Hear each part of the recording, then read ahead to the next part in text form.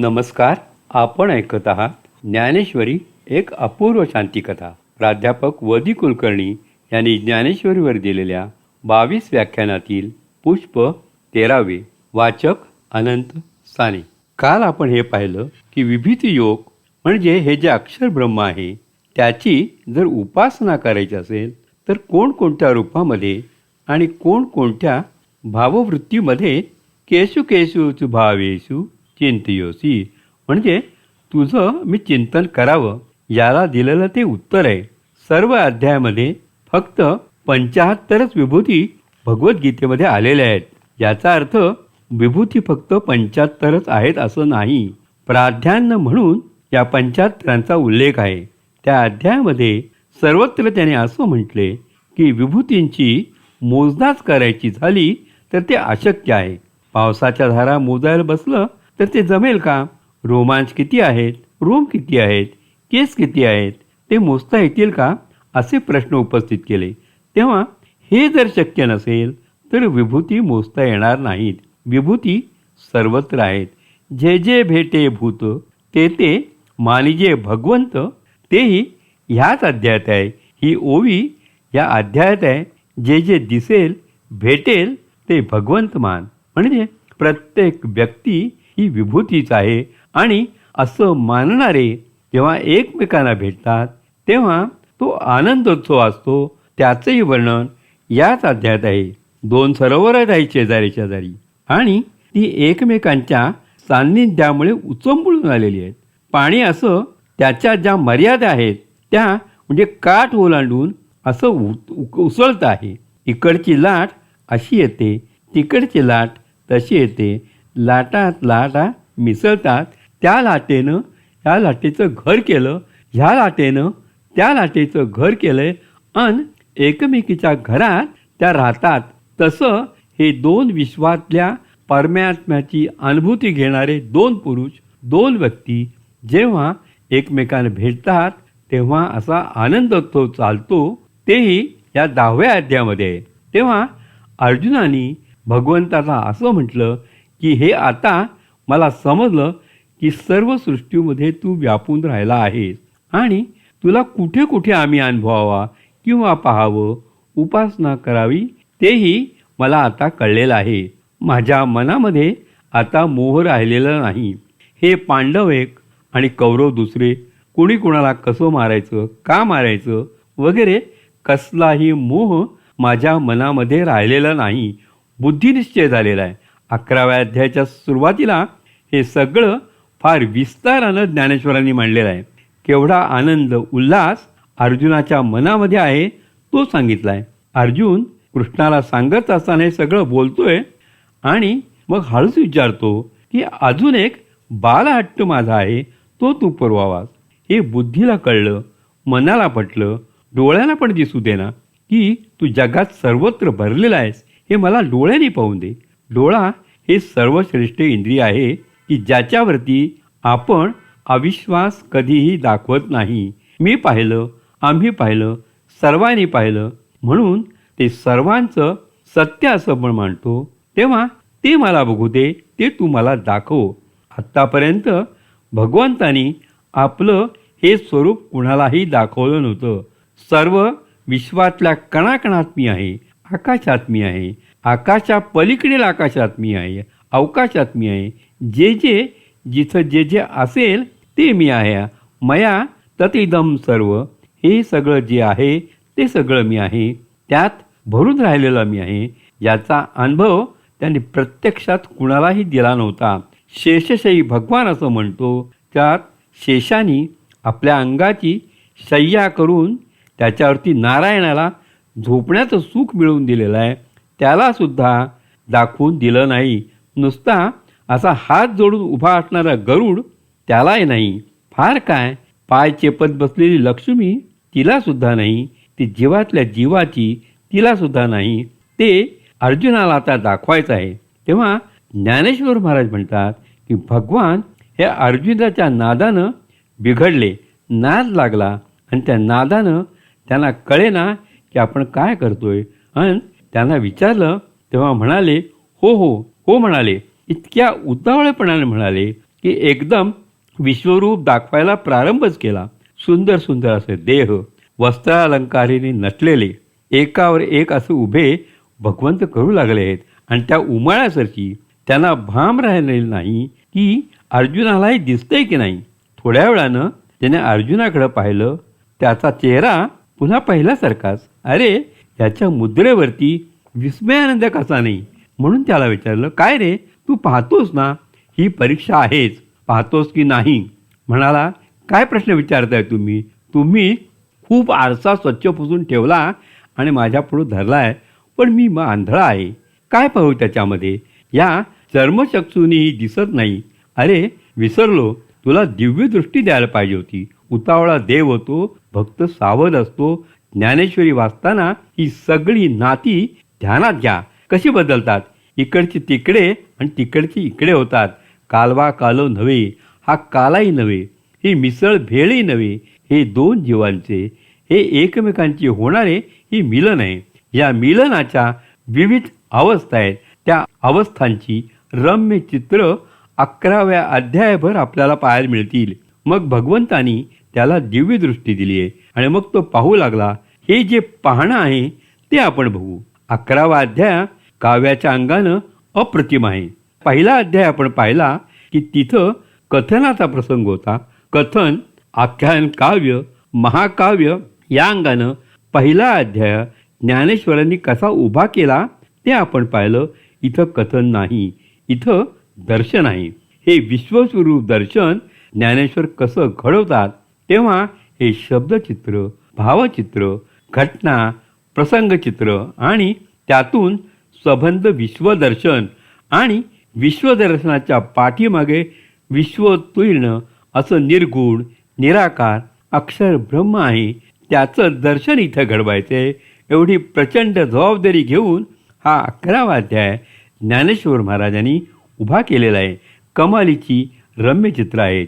त्या चित्रात ते रमतात, आपल्याला रमवतात, मध्येच सावध करतात की चित्रात हरवून जाऊ नकोस. चित्राच्या पलीकडचं तुला पाहायचं आहे, ते अनुभवायचं आहे. सावध करतात, पुन्हा स्वतःच हरवतात. असा हा सगळा खेळ कलात्मक मांडणीचा आहे. हा शब्द वापरायचा असेल तर तो शब्द ज्ञानेश्वरांच्या बाबतीत वापरू नये. कला ही जाणीवपूर्वक उपस्थित केलेली, निर्माण केलेली गोष्ट असती. हे उत्स्फूर्तपणे उभं राहिलेलं काव्य असतं. पण आपल्या सोयीसाठी असं म्हणू की हा खेळ ज्ञानेश्वर करतात. त्याला आता प्रारंभ होतो.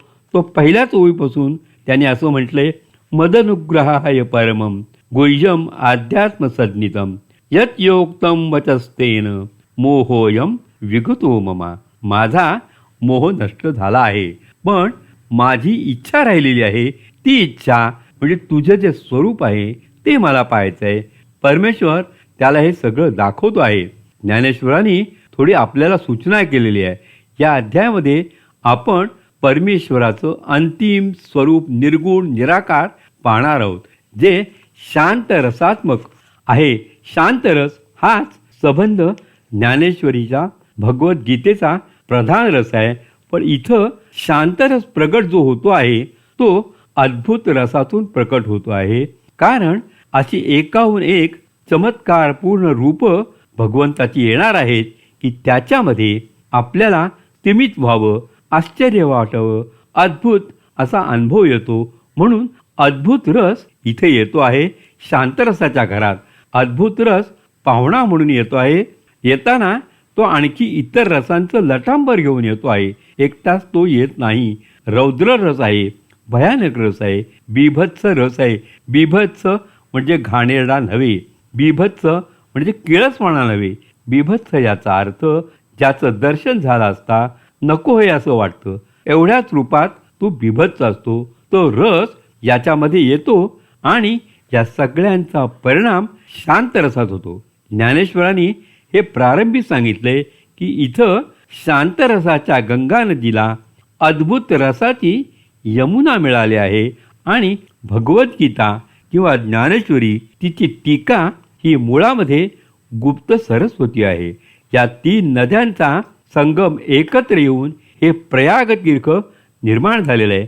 तेव्हा 11वा अध्याय हे प्रयाग तीर्थ म्हणून आपण पहा आणि त्यामध्ये या सर्व रसातून मूळ जो परमेश्वर आहे त्याचं विश्वव्यापक दर्शन आपण घ्या असं म्हटलेलं आहे. हे सगळं मनामध्ये ठेवून काव्याच्या अंगानं तत्वज्ञान, तत्वज्ञानाच्या अंगानं अध्यात्म आणि अध्यात्माच्या अंगानं निशब्द निर्वचनीय अशा परब्रह्माकडे आपल्याला जायचं आहे. वेळेच्या बंधनामुळे मी एकदम 132व्या ओळीवरती येतो. तिथं त्यांनी वर्णन करताना हे जे पहिलं रूप आहे भगवंताचं, सारथी म्हणून भगवंत उभे आहेत. चतुर्भुज जरी असले तरी 2 हात मोकळे ठेवावे लागले. सारथी आहेत, लगाम धरायला पाहिजेत असे हे भगवंत एका क्षणात अर्जुन म्हणत आहे आणि ते दर्शन घडवत आहेत. तेव्हा ते कसे दिसले मूळ श्लोक आहे तोही सांगतो. त्याच्या आधारे आपणाला जाता येईल. पश्चिमे पार्थ रूपाणी शतोष सहस्रचा, हजारो रूप माझी तू पहा. नाना विधानी वेगवेगळी दिव्यानी अत्यंत तेजस्वी, नाना वर्णाकृतीनीच विविध रंगाची विविध आकाराची अशी माझी सहस्रच्या हजारोच्या हजार रूप तू पहा. त्यात विविध रंग विविध आकार आहेत. रंगाचं वर्णन कसं केले त्या पहा. एकी तातले साडे पंधरे तापवलेले तप्त सुवर्ण जसं दिसावं कांतिमान तसं ही काही रूपं आहेत. आता विविध रूपं आहेत. त्या एका भगवंताच्या देहावरती अनंत देहमूर्ती उभ्या आहेत. ही पहिल्यांदा मनामध्ये बैठक पक्की करून घ्या की तो दिसतो आहे एक, पण अनंत मूर्ती तिथं उभ्या झाल्या. कारण विश्वभर हे रूप आहे. त्यातली काही कशा आहेत. एक तातले साडे पंधरे तैसे कपिल वर्णे अपारे, दुसरे कपिल वर्णे आहेत. एके सर्वांगी जैसे सेंदुरे डवरले नभ, संबंध आकाशाला चेंदूर फासावा आणि ते जसं दिसावं तसा शरीराचा रंग काहीसा आहे. एके अरुणाद्या सारखी कुंकुम वर्णे, अरुणाद्याच्या वेळी पूर्व दिशा जशी दिसावी तसे आरक्त रंगाचे कुणी आहेत. एके शुद्ध स्फटिक सोजवळे, स्फटिकासारखे निर्मळ पांढरे शुभ्रे असे. एके इंद्रनीळ सुनिळे, इंद्रनीळाप्रमाणे नीलवर्ण असलेले, जो नीलवर्ण कांतिमान असतो, दाट नव्हे कांतिमान नीलवर्ण जो आहे असे आहेत. एके लसत कांचन समपिवळी, लखलखीत सोनं हे म्हटलं तर पिवळं दिसतं, म्हटलं तर सुवर्णाच्या रंगाचं दिसतं असं असलेलं, अशी सबंध रंगाची दिवाळी ज्ञानेश्वरांनी उभी केली.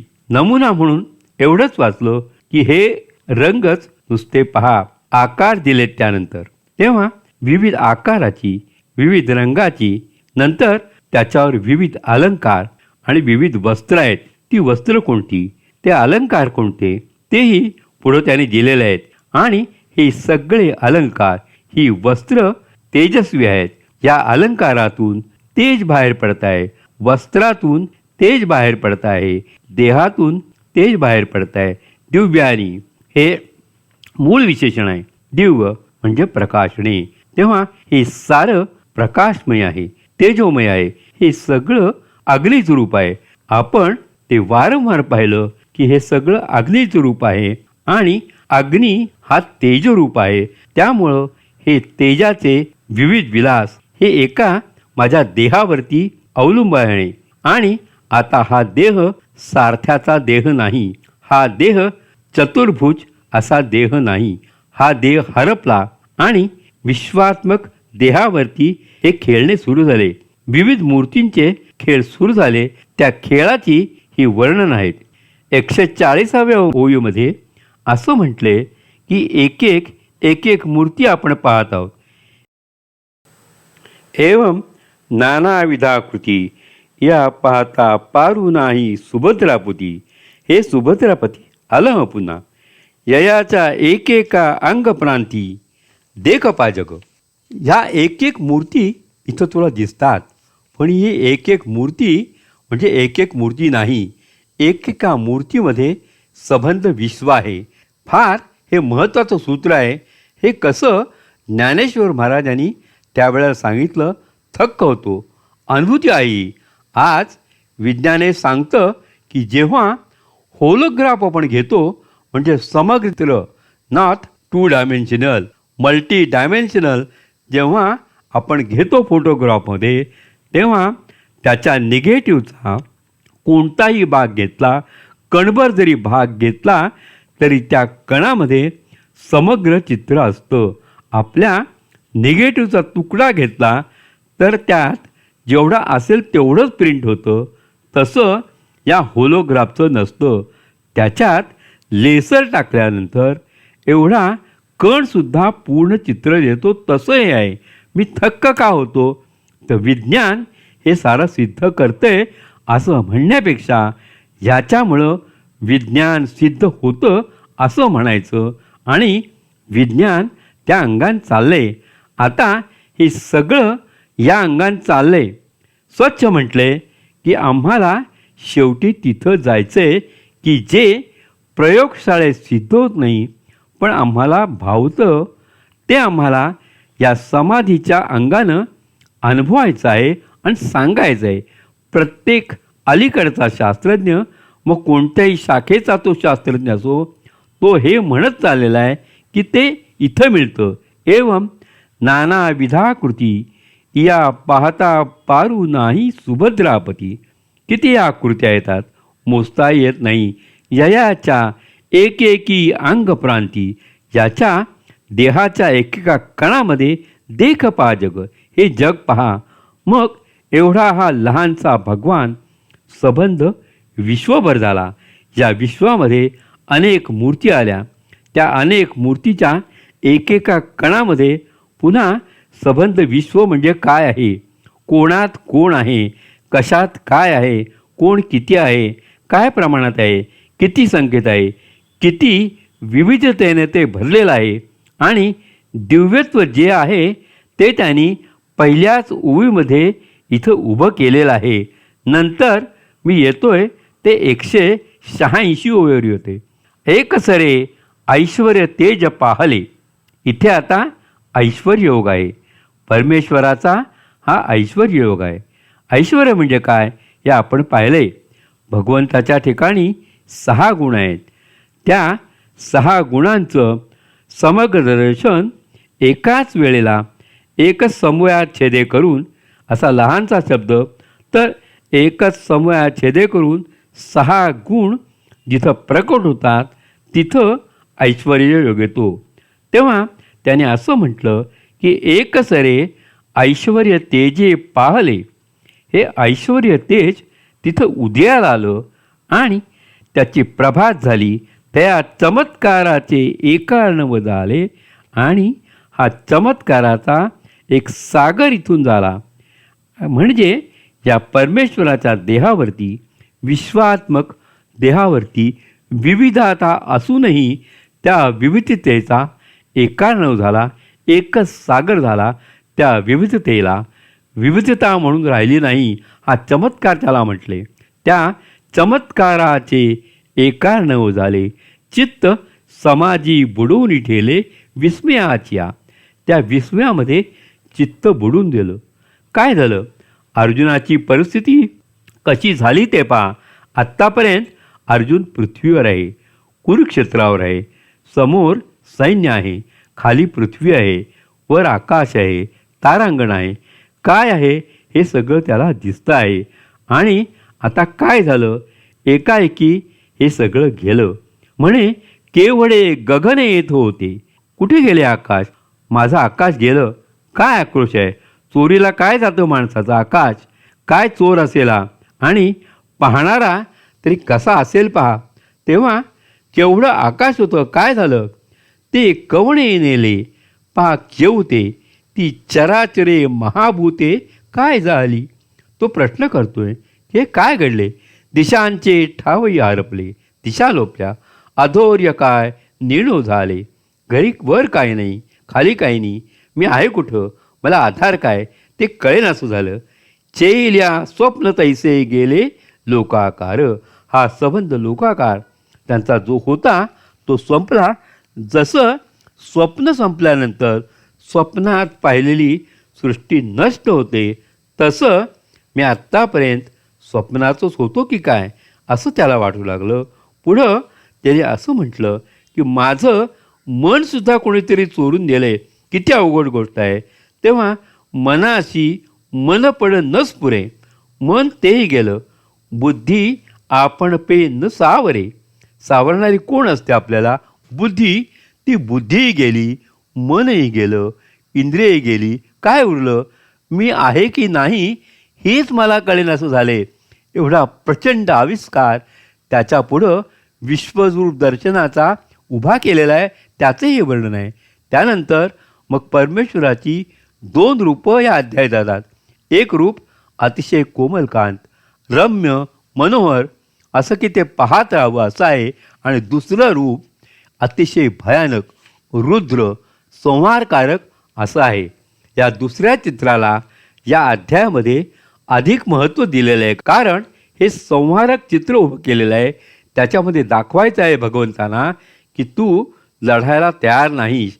भीष्माला कसं मारू, द्रोणाला कसं मारू, याला कसं मारू, त्याला कसं मारू, तू म्हणतोस. थांब, हे जिवंत आहेत की मेलेलं आहेत हेच तुला मी दाखवतो. म्हणून ह्याचं संहाराचं दर्शन इथं घडवायचं, त्याला इथं महत्त्व आहे. आणि मग पाहिलं की हा जो मी तुला दिसतो आहे चतुर्भुज असा, त्याचं रूप त्यांनी सुरुवातीला दिलेलं आहे. ते 218 ते 224 या अवयवामध्ये येते. रम्यचित्र आहे ते. जी महासिद्धीची मूळ पीठे, शिणली कमळा जेथ वावटे, तैसी कुसुमे अति चोखटे, तुरंबली देखली.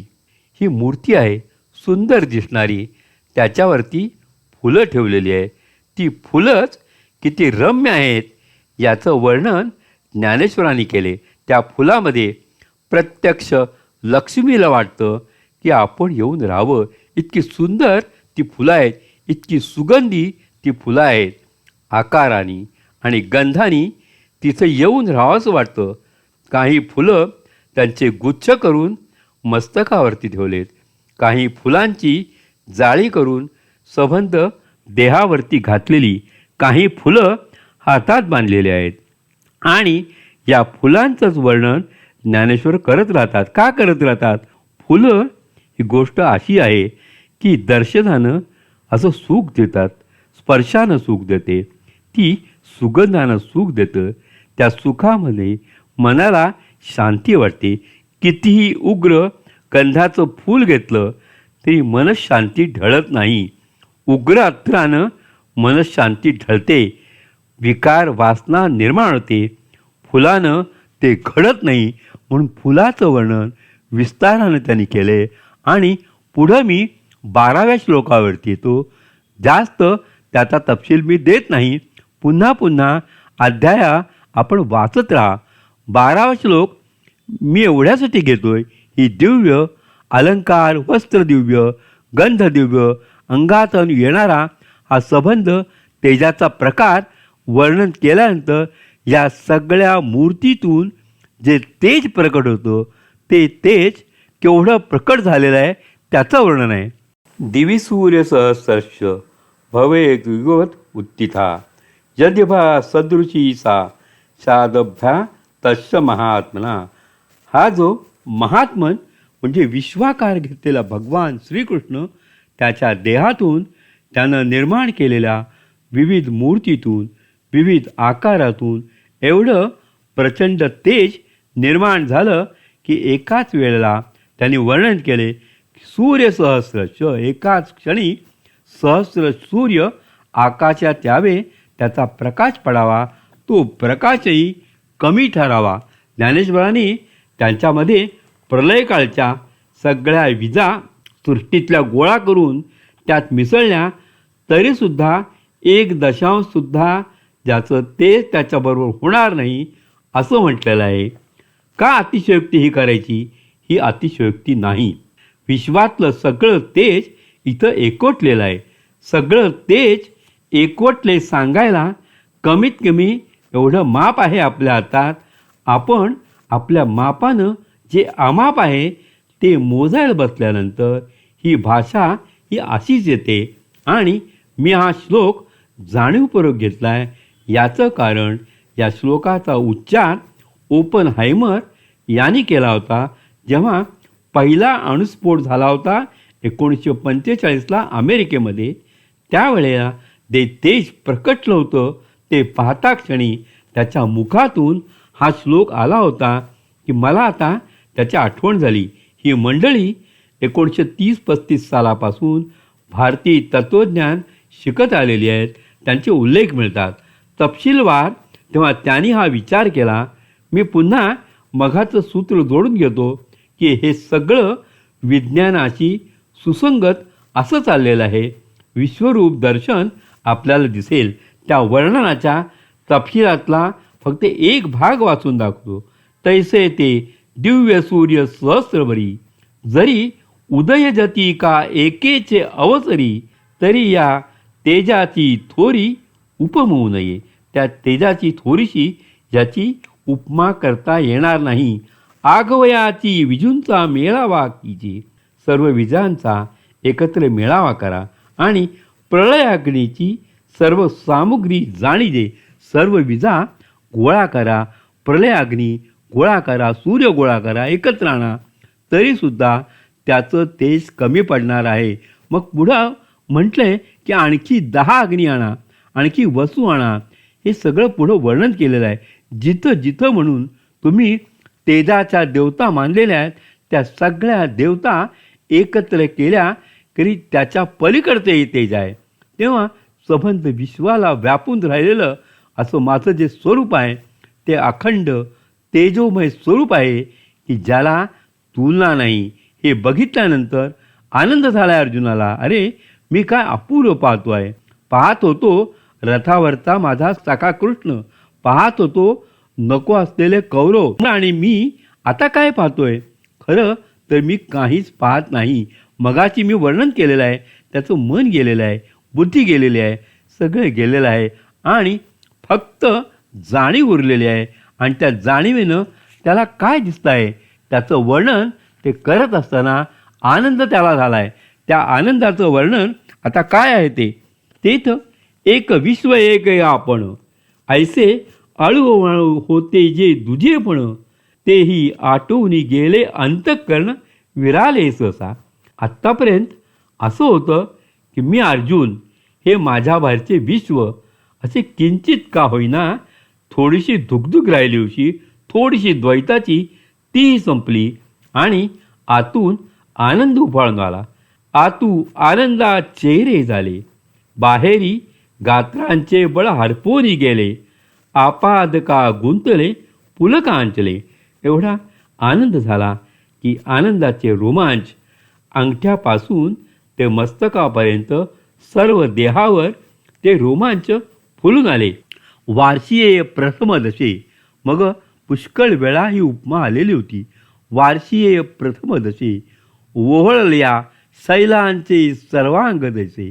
पावसाळ्यात पाऊस पडल्यानंतर ते खडक असतात त्यांच्यावरती पाणीसारखं वाहत राहिल्यानं जसं गवत लहान लहान उगवावं तसं त्याचा देह त्या पुलकांचलानं दिसू लागला. आणखीन काय झालं. शिवतला चंद्रकरी सोमकांतू द्रावोदरी तैशिया स्वेद कणिका शरीरी दाटलिया. चंद्रकांताला चंद्रकांत मणी असतो तो चंद्रकिरणांनी पाधरतो. तेव्हा चंद्रकांत मणाला चंद्रकिरणांचा स्पर्श झाल्यानंतर जसा द्रव सुटतो तसा त्याच्या देहावरती घाम फुटला. सात्विकाचे भाव आहेत, अति आनंदाचे भाव आहेत. माझी सापडलेनी अलिकुळे जळावरी कमळ कळिका जेवी आंदोळे तेवी आतुलिया सुखोर्मिळचीनी बळे बाहेरी कापे. कंप सुटतो शरीराला आनंदानं. हा कंप कसा सुटला केवढा अपूर्व इथं दृष्टांत दिलेला आहे. या उपमा दिलेली आहे ती पहा. कमळाची कळी आहे, त्या कळीमध्ये संध्याकाळी भुंगा अडकून पडलेला आहे. ती कळी पाण्यावरती आली, वारा वाहतोय, वाऱ्याने ती हलते आहे. ते चित्र डोळ्यापुढे आणा. इकडं अर्जुनाचं हृदय अति आनंदानं असं झुलतं आहे, डुलतं आहे. तो कंप त्या कळीतल्या भुंग्याच्या हालचालीनं जसा व्हावा तसं आनंदोर्मीनं त्याचं शरीर हलत आहे. किती नाजूक उपमा दिली आहे ते पहा. तेव्हा की मी सगळे अष्टसात्विक भाव तुमच्यापुढे ठेवत नाही, त्यातले 3 भाव तुमच्यापुढे ठेवले, उरलेले आपण अनुभवायचे आहेत.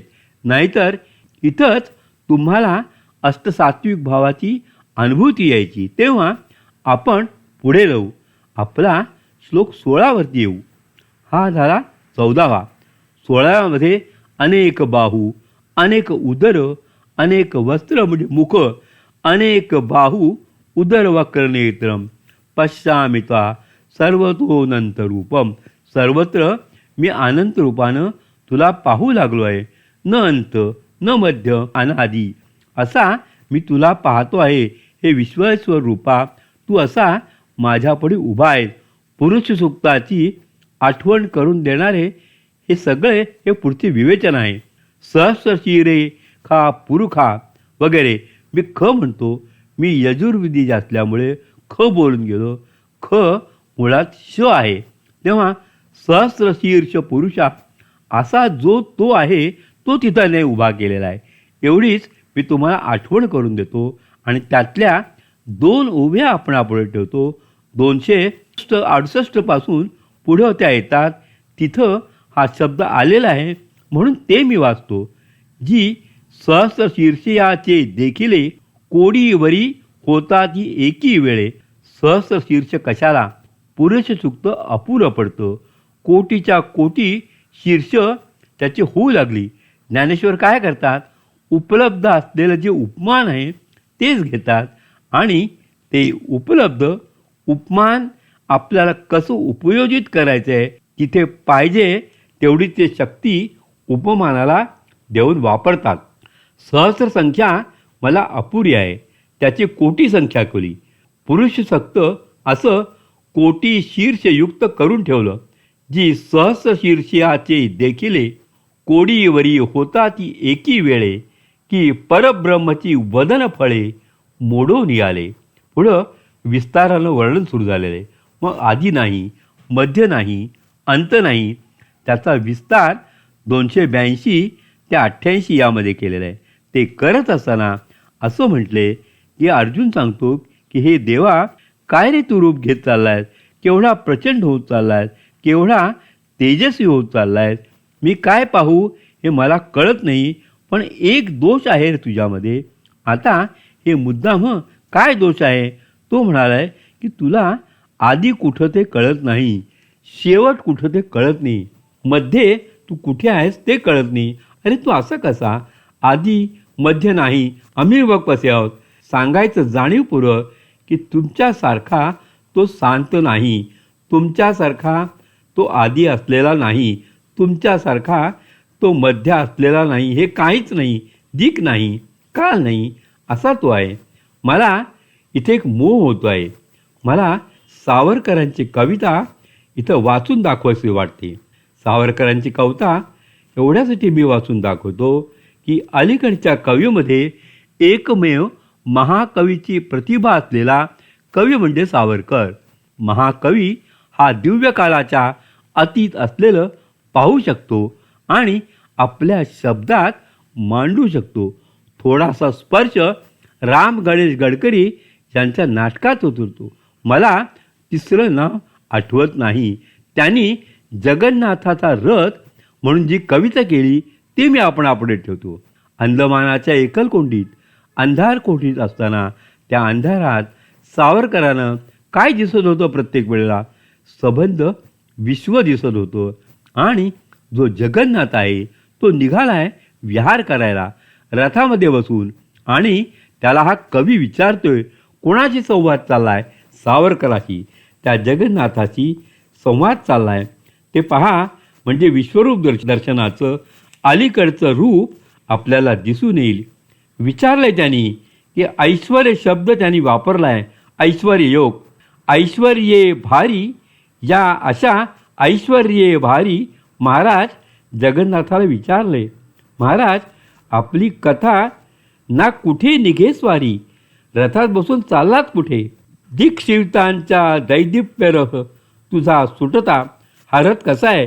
दिशांची चाकं केली, कालांची चाकं केली, दिक आणि काल यांची चाकं ज्या रथाला लावलेली आहेत, म्हणजे त्याच्या पलीकडे जाणार आहात.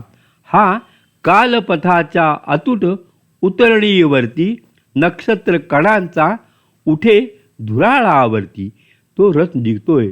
तो नक्षत्रावरून चाललाय. त्याला चक्काचूर करत हा निघालाय.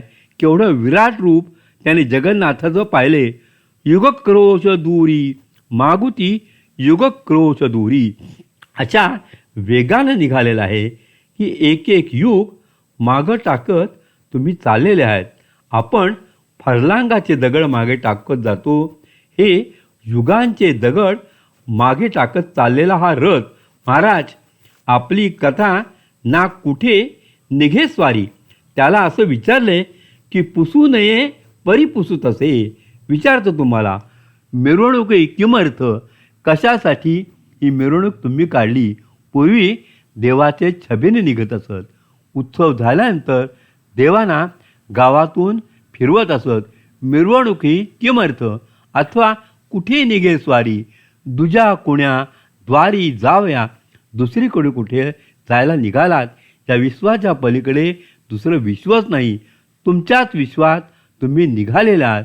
तेव्हा तुम्हाला दिशा नाहीत, तुम्हाला काल नाही. निघालात कुठं? हे सगळं मला विश्वरूप दर्शन सावरकरांच्या मनामध्ये, आणि त्या काळी हे होतंच. सावरकर हे गीतामय झाले होते. त्याला मी हवे तेवढे पुरावे तुम्हाला देईन. त्या गीतेतूनच ते बोलतात. त्यांनी म्हटले, दुजा कुणी जावया दुजा कुणा द्वारी, या सूर्यसतांच्या किती मशाली जळती. स्वारी निघालेली आहे. पुढे मशाली जळत आहेत सूर्याच्या. आता आपण पाहिलं, दिवे सूर्यसहस्रश मधुनीच शतावधी चंद्रज्योती ह्या जळती. सरसरत बाण हे धूमकेतूचे सुरती. दारुकाम चाललेलं असतं. छबिना निघाला म्हणजे कितीदा आणि तरी उठे चमकुनी, रात्री पुरातन अंधकारी. अशी ही स्वारी निघाली. निर्हेतुक तुम्ही ही सृष्टी पाहण्यासाठी निघालेल्या आहेत. साक्षीरूपानं आनंदानं तुम्ही निघालेला आहेत असं शेवटी म्हटलेलं आहे. तेव्हा हा जो जगन्नाथाचा रथोत्सव आहे तो 11व्या अध्यायात त्याचा सगळा पाया, अधिष्ठान 11वा अध्यायी आहे. याची नुसती आठवण करून देण्यासाठी दिलाय. सावरकर दुर्दैवानं आम्ही उपेक्षेले कवी आहेत, म्हणून मला ते सांगण्याचं प्रयोजन वाटतं. तेव्हा आदी मध्य अंतररहित असं ह्याचं हे वर्णन आहे. मग 302 ते 306 या ओव्यावरती मी येतो. दिव्य ज्ञानाला काय रूप येतं याचं वर्णन या ओव्यात आहे. ना तरी संहार तेजाच्या ज्वाळा, तोडोनी माचू बांधला अंतराळा. आता दिव्य ज्ञानाचाही डोळा पाहवेना. आत्तापर्यंत थोडंसं का होईना सुखरूपपणे अर्जुन हे सगळं बघत होता, म्हणजे बघू शकत होता. आता ते जेवढं प्रचंड झालं, विविधता एवढी प्रचंड की तो गांगरून गेला. आणि त्याच्या ज्ञानाच्या डोळ्यालासुद्धा हे पाहावेला. हे सांगण्याचा हेतू असा की ज्ञानानं आपण सगळं कवळतो असं म्हणतो, तसं ते नाही. ज्ञानाच्या शक्तीच्या पलीकडचं हे विश्वरूप दर्शन आहे. उजाळू अधिकाधिक बहुवसू, धडाडीत आहे अतिदाहसू, पडत दिव्यचक्षुसेही त्रासू न्याहाळिता. हो का जे महाप्रलयीचा बहाडू. महाप्रलयाच्या वेळेला जसा अग्नी ओकतो तसा हे त्याचं भडाडू. होता काळ रुग्णाच्या ठाई गुळू, तो तृतीय नयनाचा मडू फुटला जायचा. शंकराचा तृतीय नेत्र उघडला. त्याला तृतीय नेत्र म्हणजे काय हे माहिती आहे. त्याला हे कळेल की तोपर्यंत शंकर शांत आहे, ध्यानस्थ आहे. तिसरा डोळा उघडला की अग्नीच्या अशा ज्वाळा निघतात की जे दिसेल ते जळून खाक होतं. नंतर मी येतो ते 357 ते 363 या अवयवावरती. मुळामध्ये असा आहे संस्कृतमध्ये, नभस्पर्शम दीप्तानेकवर्णम व्याप्ताननम दीप्तविशालनेत्रम दृष्ट्वा हि त्वां प्रवितांतरात्मा धृतीन विंदामी समम च विष्णू. अरे, माझं धैर्य गळून गेले, माझी शांती ढळून गेली आहे. आता मला हे काही पाहवत नाही. हे सगळं काय चाललं आहे तुझं, असं तो म्हणतो आहे. तेव्हा ते वर्णन असं आहे, ती प्रचंडता आणि तिची आंतरिक गती, त्याचं वर्णन करताना त्याने सांगितले, जैसा वारया धनुर्वाद झाला. ज्ञानेश्वर आपल्या शब्दात कसं मांडतात पहा. धनुर्वाद झाल्यानंतर आपली काय स्थिती होते ते पहा. वाऱ्यालाच धनुर्वाद झाला. कैसा वारया धनुर्वाद चलला समुद्र की महापुरी पडिला विषाग्नी मारा प्रवर्तला वडवा नळास हळाहळ आगी प्याले. हलाहल हेच अग्नी, खरखर तोच आग प्याला. नवल मरण मारा प्रवर्तले. एक मरण त्याला मारायला दुसरं मरण आलं. असे दोन्ही मिळून एक जिवंत होऊन तिसऱ्याला मारायला निघाले. तैसे संहार तेजा या जाहले. पहिलं ते कोमलकांत स्वरूप आता ते संपलं. आणि महाकाळ म्हणून जेव्हा मी उभा राहतो तेव्हा मी काय करतो ते तुला दाखवतो. हे वर्णन मग पुढं अखंड चालू आहे. जवळजवळ 200-250 ओव्या याच्यासाठी आहेत. त्याचं पहिलं शक्तिरूप इथं दाखवलेलं आहे. 386, 87, 88, 89, 91 या सगळ्या ओव्या त्यातल्या आहेत. एखाद दुसरी मी त्यातली वाचतो. परी तया आतुल नवे हे देवा येथ मृत्यूसही करुनी चढावा तुवा आमुचाची घोटू भरावा या सकळ विश्वेशी. अर्जुन असं म्हणतोय की इथे एका घोटात तू पर्वत गिळतोस, नाही एका घासात पर्वत खातोस, एका घोटात समुद्र गिळतोस, जिभेनं चालण्यात चाटतोस. अरे काय चाललंय हे तुझं? हा कसला भयंकर असा तुझा प्रलय आहे. मी घाबरलोय. का घाबरलोय? मलाही खाणार की काय? हे का आता अर्जुन म्हणतोय ते ध्यानात घ्या. हे सबंध दर्शन ज्या हेतून सुरू झालेलं आहे त्याचं आध्यात्मिक प्रयोजन आपण पाहिलं की अक्षर परब्रह्म हेच त्या विश्वामध्ये विस्तारलेलं आहे. हे सांगायचं आहे. इथं प्रत्यक्ष प्रयोजन काय आहे? लढायला हा तयार नाही. त्याला दाखवायचं आहे की भीष्माला मी आधीच मारलेला आहे. या शक्तीने हे दाखवायचं आहे. तेव्हा तू घाबरण्याचं कारण नाही. तेव्हा अर्जुनाला अजून तो पत्ता नाही हे कशासाठी चाललंय. म्हणून तो म्हणतो मी आता काय करू? कैसा नव्हता प्रलयाचा वेळू. अरे तू जेव्हा सृष्टीला जन्म द्यायचा तेव्हा देतोस, तितके वेळा सृष्टीला सांभाळायचं, तितके वेळा तू सांभाळतो. आणि प्रलयाची वेळ आल्यानंतर सृष्टीचा प्रलय तू करतो. हे तुझं वेळापत्रक तू बिघडवलंस कसं? ही काय प्रलयाची वेळ आहे? हे सगळं जग तू जाळत सुटलायस, मारत सुटलायस. समोर कुणीही आता उरलेलं नाही.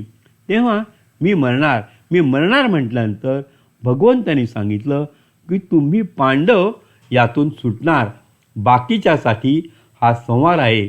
मग पुन्हा अर्जुनाला त्याच्या जाणीवेच्या स्थितीवरती आणून ठेवले. कारण तो नेणिवेच्या स्थितीवरती ठेवला तर कशासाठी? हे विश्वरूप दर्शन आहे. म्हणून त्याला दरवेळेला ते जागा करतात, थापटून जागा करत असतात. अरे सावध आहेस ना?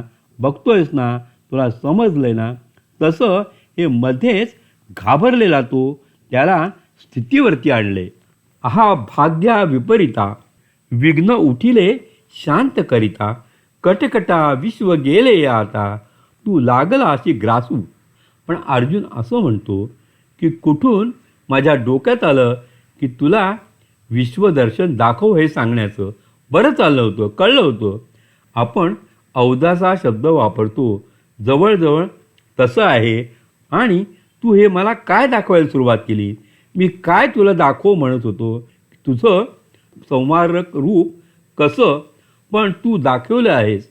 ते म्हणाले थांब, अजून तुला पाहायचं आहे बरंचसं.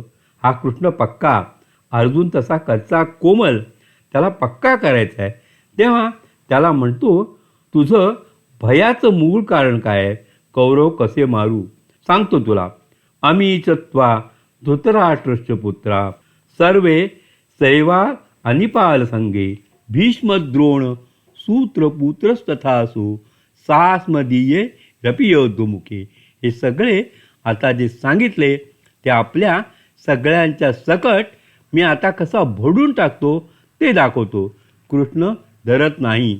आणि मग त्यांनी म्हटले, वक्त्राणी ते त्वरमाणा विशंती. हे सगळे माझ्या मुखामध्ये शिरतायत. एवढं प्रचंड मुख आहे की त्या रथासह आत चाललेले आहेत, आयुधासह आत चाललेले आहेत. आणि हे आतच जात आहेत, चिरडले जात आहेत. काही दातात सापडलेले आहेत, काहींचं पीठ झालेलं आहे, काहींचं रक्त सांडत आहे, दाढात अडकलेले लळलळत आहेत. असली सगळे वर्णन आहेत. आणि अर्जुनाला म्हणतो, हे पहा. अर्जुन डोळे मिटून घेईल. घेतले त्याने डोळे मिटून. डोळे मिटले तरी दिव्यदृष्टी ही अशी दिव्य असते की डोळे मिटले तरी त्याला दिसतं. त्यामुळे त्याला आतूनही ते दिसत राहिलं. मग तो म्हणतो, अरे हे मला दिसतंय रे आतून. अरे तुला पाहायचं आहे ते, आणि तू ते बघच. हे सगळं संहार चित्र त्यानं उभं केलं. 27वा श्लोक तो आहे. जैसे महानदीचे ओघ वाहिले ठकती समुद्राचे अंग, तैसे आघवाची कडुनी जग प्रवेशतमुखी. वेगवेगळ्या नदीचे ओघ येतात, ते समुद्राच्या अलीकडे वेगळे दिसतात. समुद्रात गेल्यानंतर ते एकची होतात. तसे तुम्ही सगळे वेगळे होतात. माझ्या मुखामध्ये तुम्ही एकजीव झालात. उदर तर त्याचं प्रचंड आहे. वर्णन केले. या उदरात किती भरलेलं आहे? 2 शब्द वापरला आहे. आयुष्यपंथे प्राणी गणी करोनी अहोरात्रांची सोवाणी, वेगे वक्स्त्र मिळणी साधितती आहाती. अरे हे मरता आहेत ना, मला नाही दुःख होत. कृष्ण हा उदार परमवत्सल, मला दुःख होत नाही असं म्हणतो का? अरे हे मरणार आहेत, यांची मरण वेळ मला माहिती आहे. दे हॅव टू डाय. तेव्हा तू चिंता करू नकोस. तुम्ही मरणार नाही म्हणजे तुम्ही 5 जण वेगळे राहणार आहेत तेही मला माहीत आहे. आणि मी नाहीच ही मूळ भूमिका तुम्हाला भासतोय. मी इथे या रूपानं, या पलीकडचा मी, निर्गुण, निराकार, निरुपाधिक, अनादी, अनंत, शांत वगैरे वगैरे, तो मी तात्पुरता प्रकट झालो. तुम्हाला सर्वांना प्रगटवलं. यांना इतकं आयुष्य लाभलेलं आहे. त्यांच्या संचिताप्रमाणे ते जाणार आहे. तुमचं संचित अजून तुम्हाला टिकवून ठेवणार आहे शांतीपरापर्यंत वगैरे वगैरे. हे सगळं तो गृहीत धरतो आणि बोलतो. 428 ते 432 पुन्हा याचं वर्णन येतं. त्यातला एखादा भाग मी वाचतो. जैसा रोगिया ज्वराहून उठला, काय या मुखाला? उदराला भूक लागली आहे. आजारातून उठलेला माणूस तसं अन्न पाहिलं की त्याची वखवख होते. तो बकाबका खायला लागतो. तसं हे खायला त्याने सुरुवात केलेली आहे. तैसे आहाराचे नावे काही तोंडापासून उरलेच नाही. खायला उरलं नाही, इतकं खाल्लं. कैसा समसमीच नवाई भुकेलेपणाची. मला मग पर्वताचे घास वगैरे तपशीलवार वर्णनं पुन्हा एकदा त्याने सुरू केलेली आहेत. हे सगळे मी ठार केलेले आहेत हे समजून घे. हे नंतर 466 ते 468 या ओव्यामध्ये येतं. विश्वरूप दर्शनाचं तात्कालीन प्रयोजन हे आहे, हे अर्जुनाला सांगायचं आहे. आणि त्याचं प्रयोजन हे निर्गुण, निराकार, सर्वत्र व्यापून राहिलेलं आहे हे आहे. ही दोन्ही प्रयोजन सारखी हे चित्रदर्शन पाहत असताना आपण मनामध्ये ठेवावीत. मी 466 ओवीकडे येतो. श्लोक असा आहे. तस्मात उत्तिष्ठ. हा मूळ मुद्दा. रथाखाली काय उडी मारून बसलायस? उठ. हे घे धनुष्य, लढायला लाग. का मेले ते? पाहिलंच या डोळ्यांनी. माझ्या तोंडात भीष्म गेले, कृपाचार्य गेले, द्रोणाचार्य गेले, रथासह गेले होते. पाहिलंच ना. कुठे उरले ते? निमित्त मात्र भव्य सौभ्य साचीन. तू मारलंस ना, निमित्त हो. आणि नुसतं निमित्त नाही व्हायचं, तू मारलंय अशी तुझी कीर्ती होईल आणि राजलक्ष्मी तुझ्याशी लग्न करायला येणार आहे हे विसरू नकोस. तेव्हा चल, तुझं काम मी उरकलं आहे. तू हे पाहिलंस, तू कुणाला हे सांगूच शकणार नाहीस, कारण तू पाहिलंस हे पुढं काय होणार आहे ते शेवटी दाखवलेलं आहे. 33वा श्लोक जो आहे तिथं त्याने असं सांगितलं की मी यांना ठार केलं. मग दिसतात ते काय? ते दिसतात ते असं आहे की कुंभाराच्या घरी त्यांनी मडकी तयार करावी, त्याच्यामध्ये काही सिंह करावेत, काही हत्ती करावेत, काही वीरपुरुष निर्माण करावे. ते जसे खेळातले मातीचे सिंह असतात तसे हे तुला समोर दिसणारे भीष्म, द्रोण, कृपाचार्य आहेत. त्यांचं सगळं मी संपवलेलं आहे. त्याचा अर्थ काय आहे? याचा अर्थ हा आहे, आणि हेही शास्त्रांनी कोराबरेट करून घेता येतं की आपण आपला जन्म काय आहे, तो किती घेऊन येतो हे ठरलेलं असतं. अमुक इतकी वर्ष प्रत्येक जीव जगतो, त्यातला तो जीव घनावस्थेमध्ये काल किती पकडून ठेवतो. मी थोडासा तपशील देतो की घनावस्थेमध्ये किती पकडून ठेवतो. 9 महिने गर्भावस्थेमध्ये जो संबंध वेळ त्याने कंडेन्स केलेला असतो आणि उरलेला जो भाग आहे तो जगण्यासाठी तो बाहेर आलेला असतो. प्रत्येकाचं लाईफ हे पक्क ठरलेलं असतं. हे त्यातलं कंडेन्स किती गर्भामध्ये असतं आणि उरलेलं किती असतं ते जन्माच्या वेळेलाच निश्चित झालेलं असतं. ते एखादा प्रोग्राम जसा असावा की इट इज प्री प्रोग्रॅम्ड असं म्हटलेलं आहे. तेव्हा ही माहिती आहे मला, चिंता करू नको. ते कोल्हेरीचे वेताळ, या सगळ्यांना कोल्हेरीचे वेताळ, कुंभाराच्या घरचेही वेताळ आहेत. हे भीष्म म्हणून कुणी भीष्म नाहीत, कृप म्हणून कृपा कोणी नाहीत, कोणी नाही. चल, यांचं काय करायचं ते मी करून टाकलेलं आहे. आणि असं म्हटलं की उठी उठी वेगी शहाणा होई. शहाणा शब्द वापरलेला आहे 2दा. उठी उठी असं म्हटलेलं आहे. आता त्यानं निर्भय व्हावं, हाही पक्का भित्रा. तेव्हा तो म्हणतो की हे नाही जमणार, निश्चित काय ते सांग. द्रोणं च भीष्मं च जयद्रथं च कर्णं तथा ज्ञापी योधवीरान. पुन्हा ते सांगतात मया हातान, अरे मी त्यांना मारलेलं आहे. मया हाता त्वं जहिमा व्यतिष्ठा युद्धस्वदेतासी रणे सपत्नान. पुन्हा वर्णन असे केले की चित्रीचे सिंहाडे मानावे. अरे तुला सिंह दिसतात ते चित्रातले सिंह आहेत. हात ओला कर आणि चित्र पूस. नुसत्या साध्या हाताने पूस असं नाही, हात ओला कर आणि समूळ ते चित्र पुसून टाक. संपलं. चित्र पुसावं इतकं ते सोपं आहे. असं सांगून कृष्ण जरा जोरानेच बोलला. किती जोराने बोलला! ज्ञानेश्वरांची प्रतिभा पहा कशी आहे. इथे जागोजाग तुम्हाला प्रतिभेची अशी विलक्षण स्फुरणं पाहायला मिळतील की जीव थक्क होऊन जातो. जेव्हा क्षीरसमुद्राचं मंथन सुरू झालं, इकडं देव तिकडं दैत्य आणि वासुकी मध्ये घेतलेला आहे.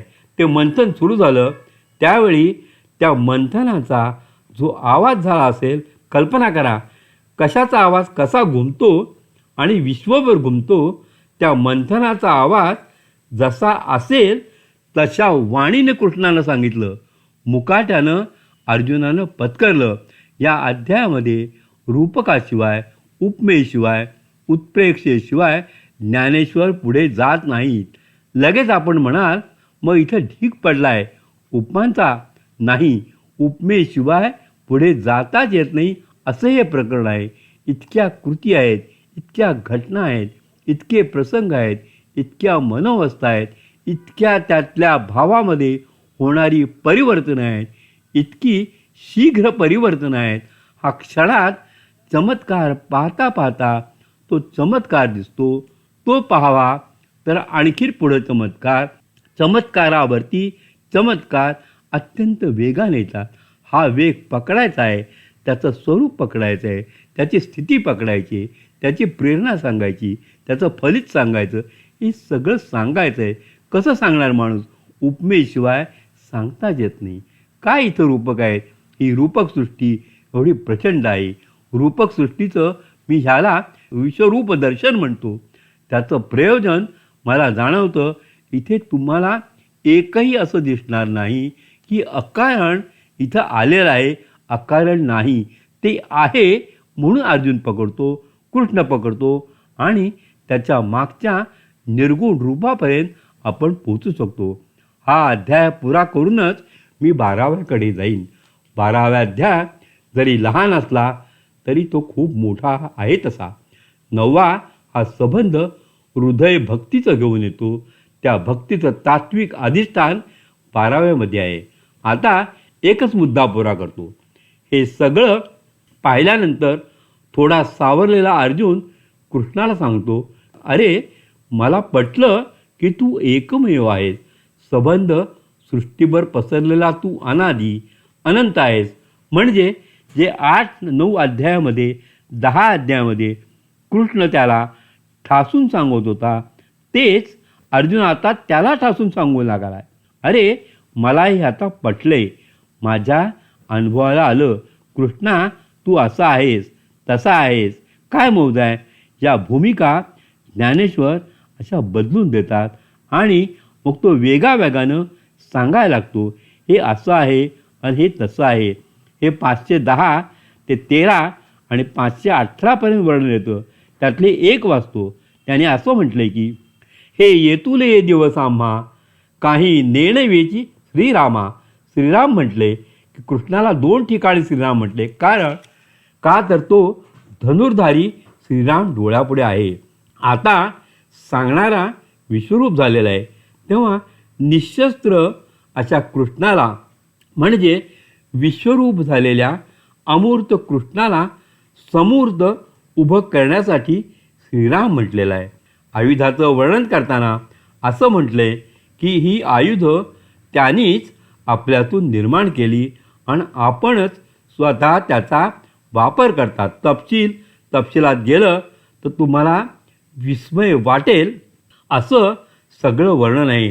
तेव्हा हे येतुले इतके दिवस आम्हाला सांगत होते, सगळे सांगत होते.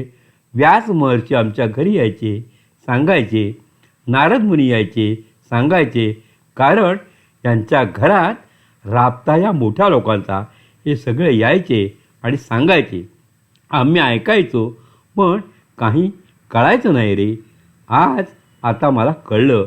आणि काय कळलं सांगू का कृष्णा? धडाधड तो सांगतोय. जे आपण 9 अध्यायात ऐकलं ते सगळं तो सांगतोय. आणि हे सांगितल्यानंतर कृष्ण मग त्याला काय बोलतो, त्याची अवस्था काय होते ते मी नंतर बोलेन. कारण त्याचा हा उत्तरार्ध सुरू होतो. त्या उत्तरार्धाला बरोबर जोडून मला 12वा अध्याय घेता येईल. ओम शांती शांती शांती.